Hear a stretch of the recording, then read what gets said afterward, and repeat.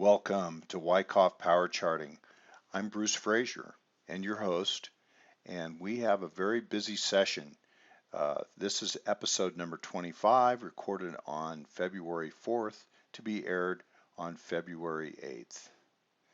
First, an announcement. You may have attended last week's video on power charting where we interviewed Andrew Cardwell, Dr. RSI, and he gave a great presentation on how to use RSI for trading, and it was very well received. And we have part 2 coming up, and it's going to be at the TSAA-SF website, and it's a free webinar on February 11th at 5 p.m. Pacific time. And Andrew is going to go into more detail on the RSI method, the Cardwell RSI edge, and it'll be a lot of fun. So we're all looking forward to that. Go to tsaasf.org, register here, and you will be on your way and be able to be part of that wonderful webinar series. Okay.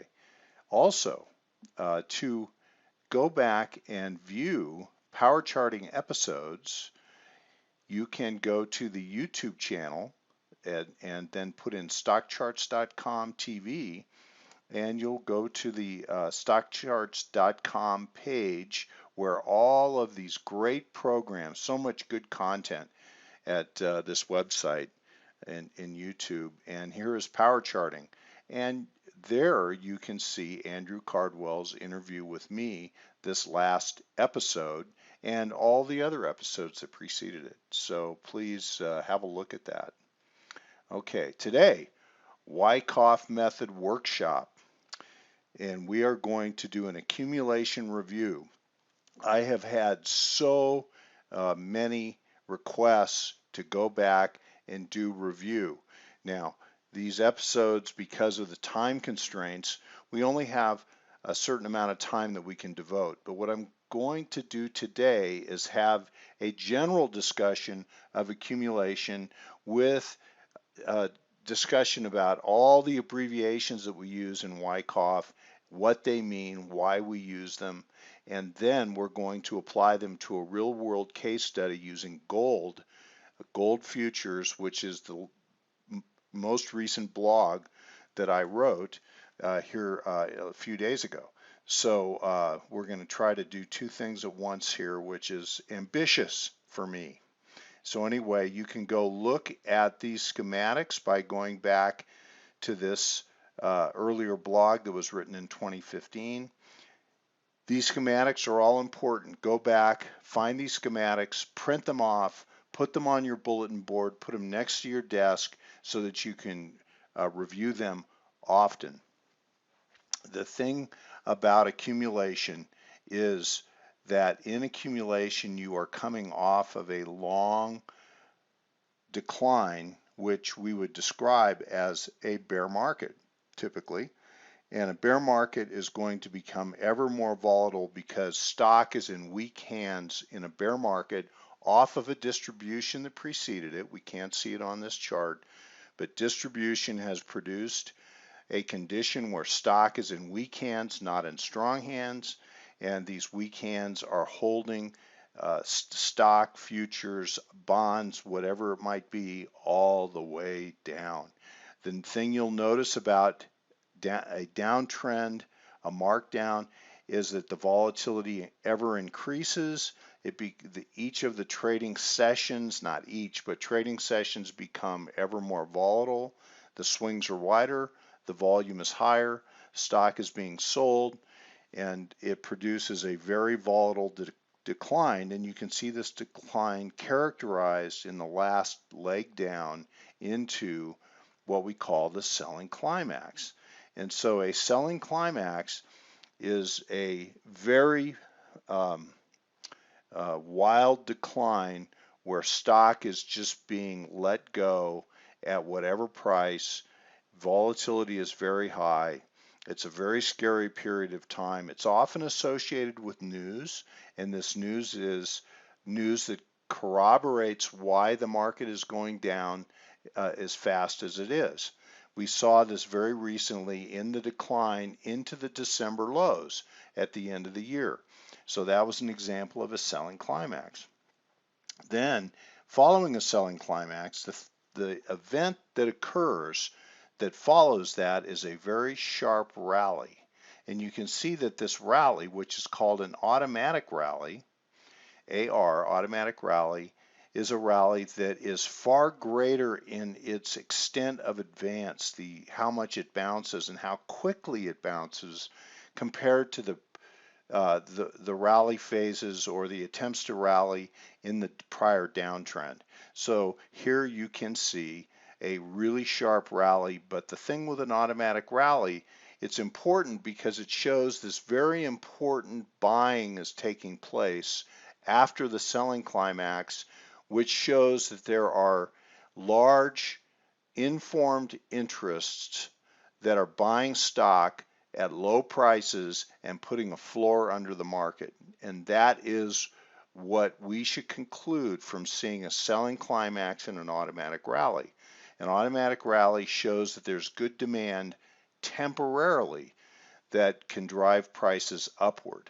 And so we see selling climax, automatic rally. Now this is a very important thing. The third thing we want to see in this whole episode is a secondary test. Secondary test is right after this automatic rally, we get another big volatile decline. This decline has a lot of volatility in it, but it has an attempt to go back down to the lows. It may get to the lows, it may go through the lows temporarily, but then it turns back up and comes back into the trading range.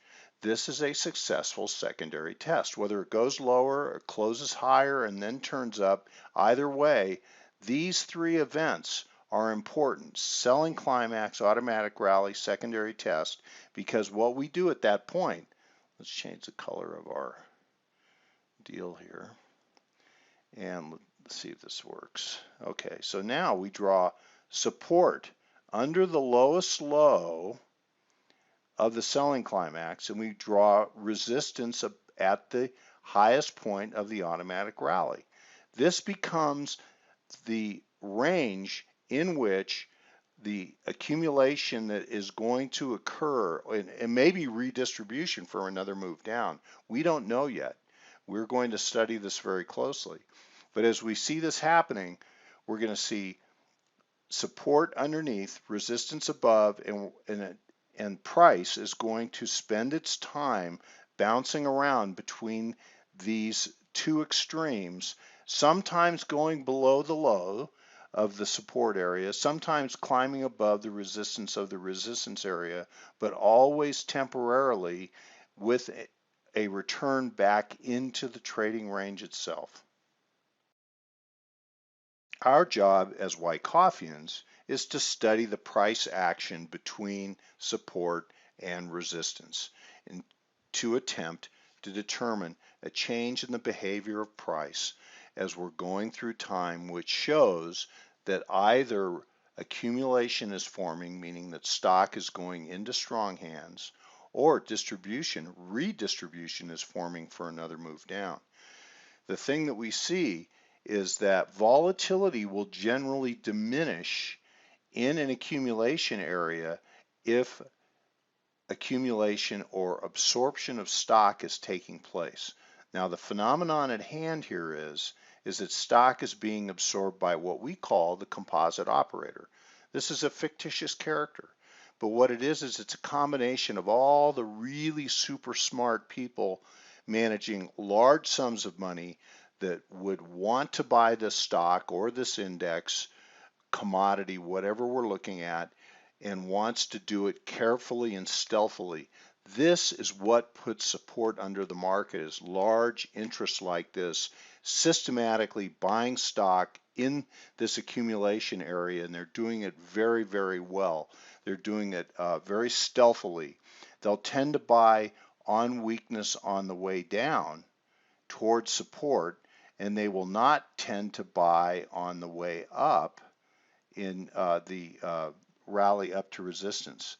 So back down to support,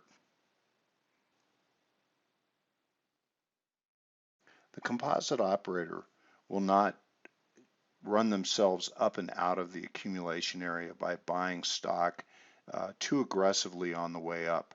What they will do is they will tend to check their buying, and they may actually do a little bit of selling up here at the resistance area to check the advance. Thereafter, as the market goes back down again, they will buy more stock, and they will try to buy in the bottom part of the accumulation range and do this as long as possible. Remember, they have a lot of stock to buy.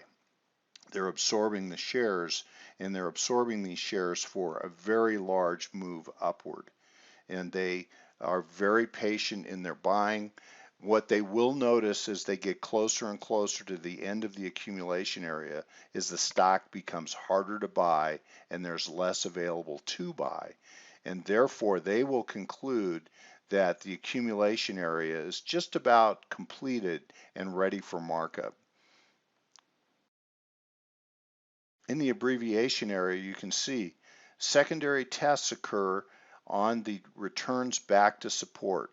Once the final lows are in the accumulation area where absorption is nearly complete, stock is now in strong hands. It's a function of supply and demand.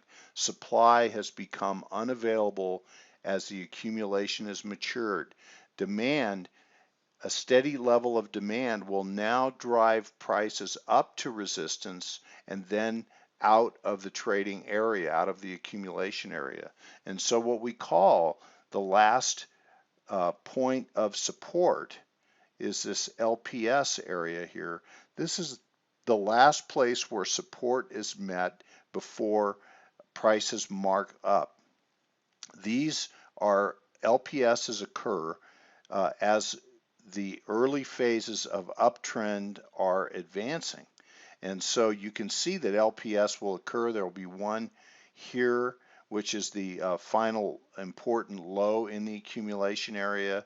And then there's another LPS on the way up, a third LPS after a jump out, and then a backup.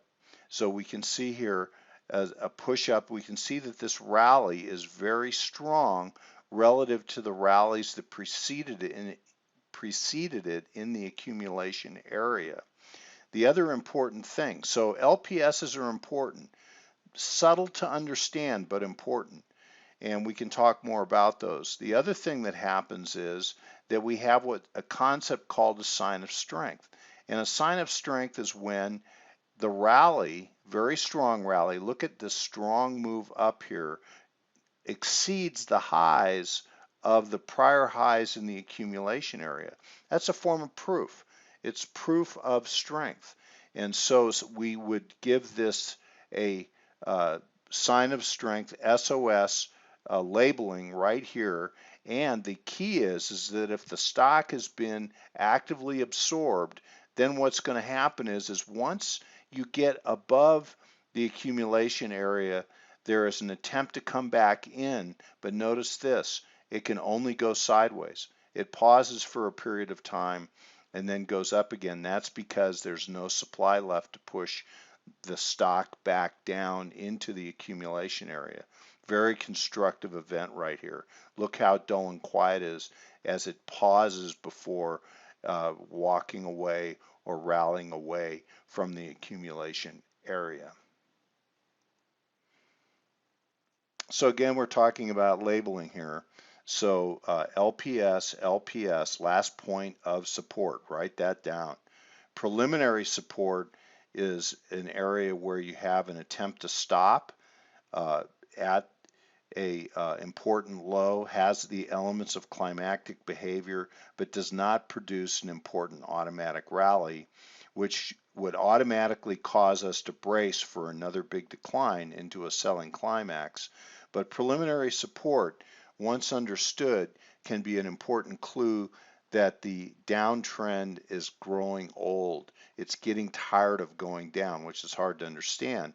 But this is a very important idea and also comes into play in point and figure counting at a later time.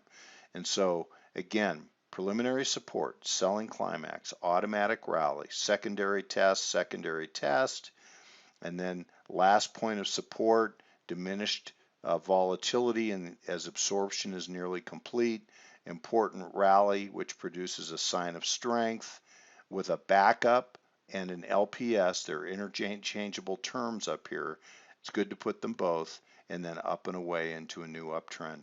The only other thing I want to point out here are phases. Phase A is the stopping action of the downtrend. Phase B is a large swinging trading range which we want to pay attention to but avoid.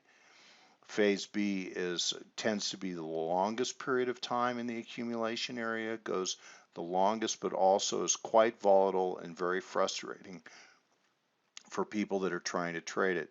Phase C is the last attempt to test the lows before turning into an important uptrend. Sometimes this labeling will be done in hindsight, but phase C is important and we want to develop an ability to really see this because from this point on is the beginning of an important uptrend. This is the uptrend in the trading range. This is the uptrend out of the trading range. Phase D is that uptrend. So we define that and we can see it going up. Phase E is the uptrend once it gets out of the accumulation area. In the accumulation area, phase D. Out of the accumulation area is phase E.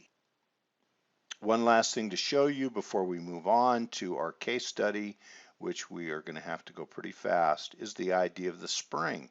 The spring is a phase C event, which is an attempt to drive prices below the important low of support and therefore shake out additional shares.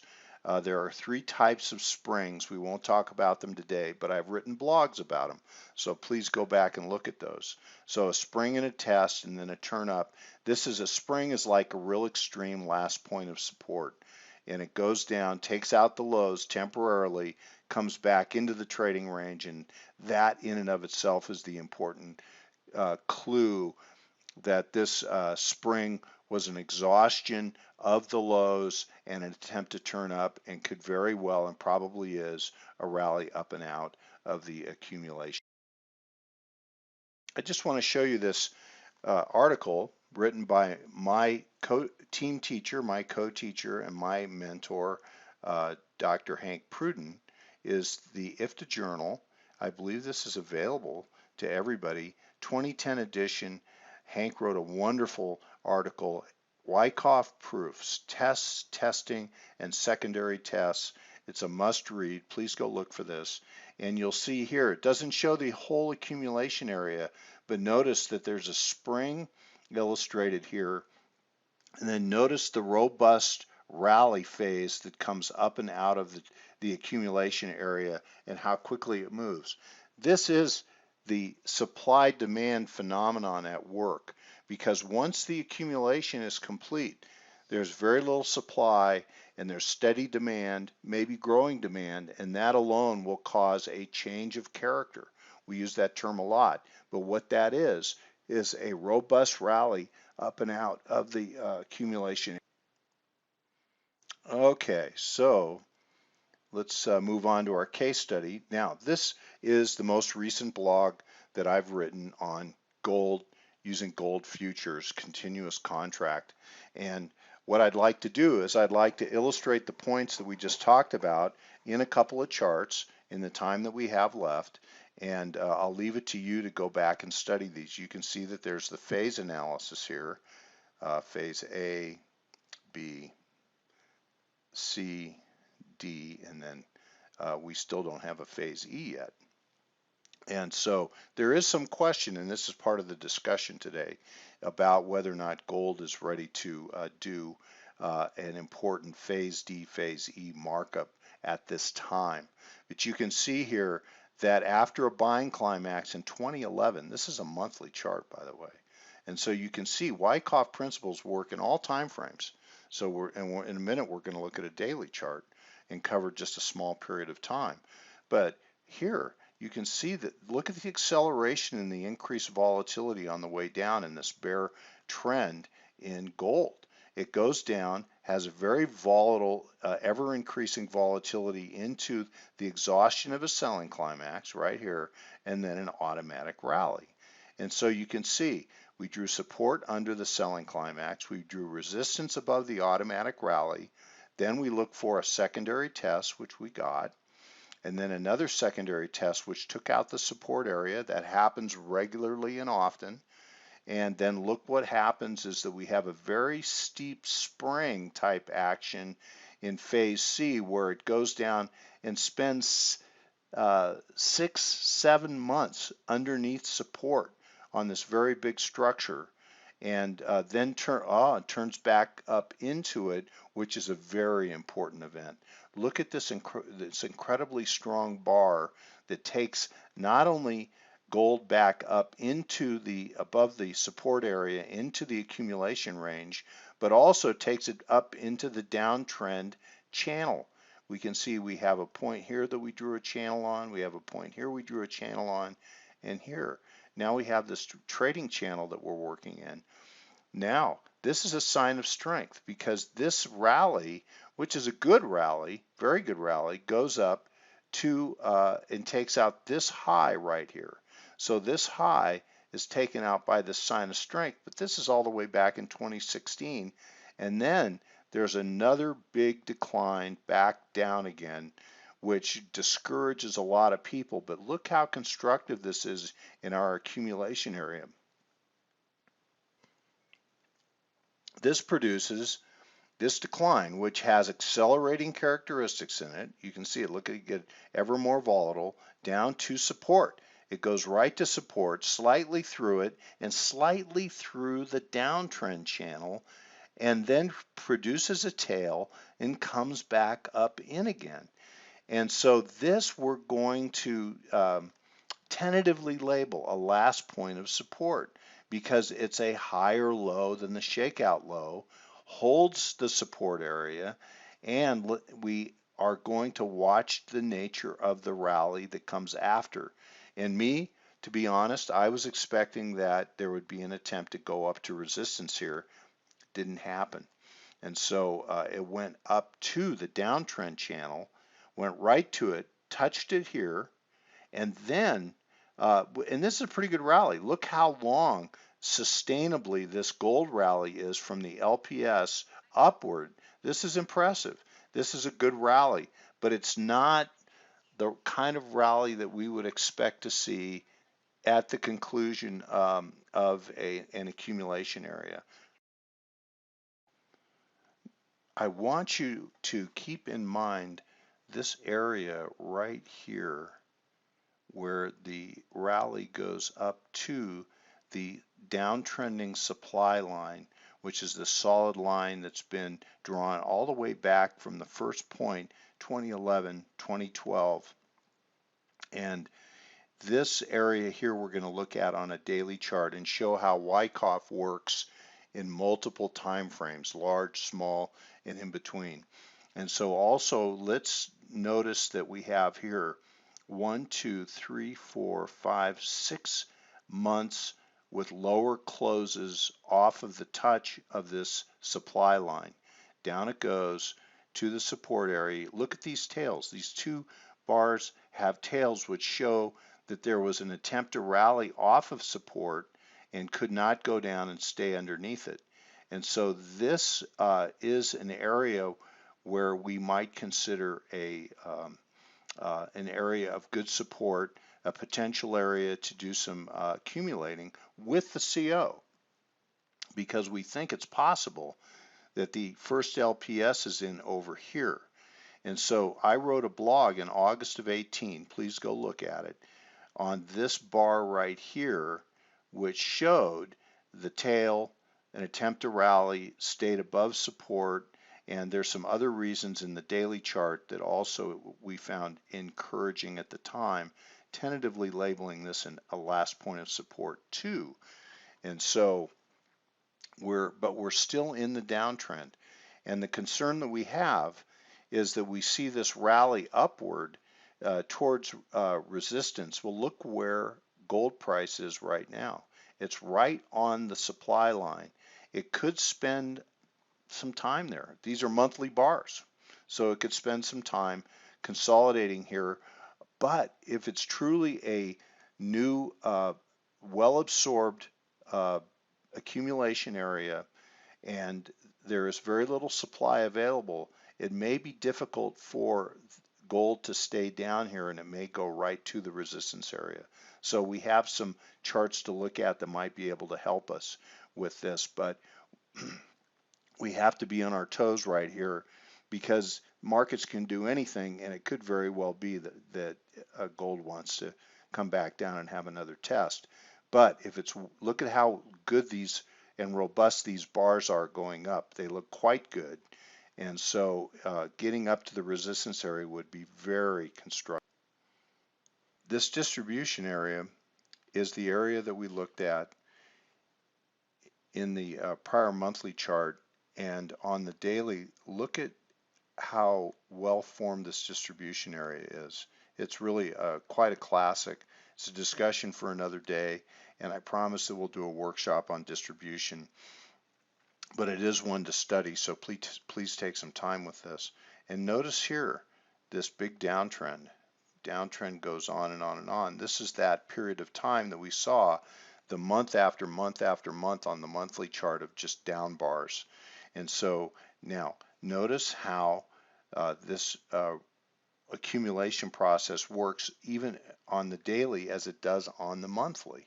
And so there is a selling climax, and notice the selling climax that there's acceleration, increased volatility on the way down, very high volume, shows that gold's in weak hands, and then it throws under this trend channel, which is exhaustion and the selling climax, and then comes back up in, and here we have selling climax, automatic rally, secondary test, major sign of strength here, and then an LPS, which comes to a higher low. This is the last important low in this accumulation area. Notice something very unique about this accumulation, and that is that it's very aggressively being bought, higher lows all the way through. So there's no ability of gold to be able to get down to the support area. It stays up in the upper half. It has a good rally, robust rally up and out, comes back in, stays in the top half, and then look at this rally. This is a rally, very high quality rally. Look at the volatility on the way up, really good bullish bars, volume is high, and now here's our 7-year downtrend line. And the 7-year downtrend line is just taken out after one attempt to touch. It pauses here. Remember that idea of a backup or an LPS. This is almost like an LPS where it attempts to come back, but it is unable to get anything going to the downside, and then boom, takes off. It's about time to go. Last thing I'll show you is this point and figure chart. This is a daily point and figure, one box reversal, so this is strictly swing trading. And you can see here distribution count hits the climax lows perfectly, and then an accumulation count that goes right up to the area of the resistance line. Thank you all, and we'll see you next time. Thanks for coming to Power Chart.